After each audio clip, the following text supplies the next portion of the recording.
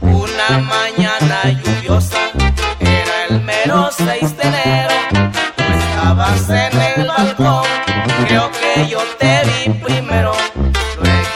Luego yo te dije, no sabes cuánto te quiero.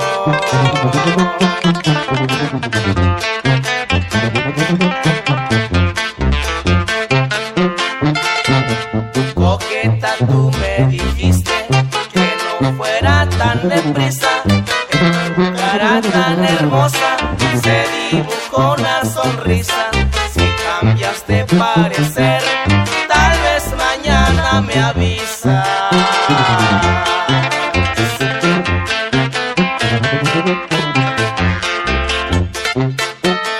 El romance comenzó con esa linda chiquilla, hermosura de mujer.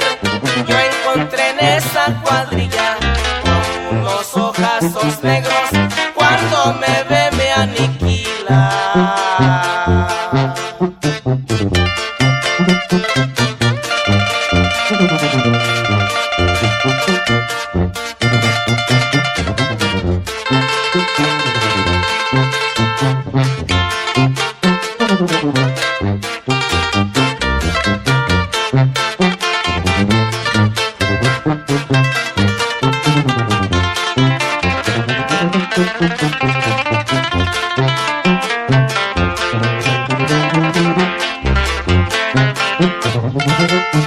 De cuerpo bello y formado, de una escultura entallada, como la de un maniquí, así está mi bella amada, de corazón y nobleza, y también enamorada.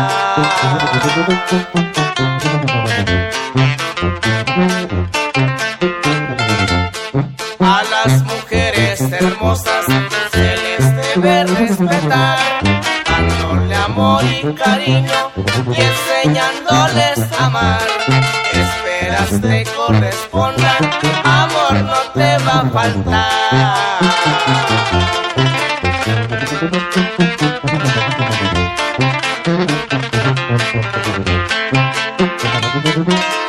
El romance comenzó con esa linda chiquilla, qué hermosura de mujer.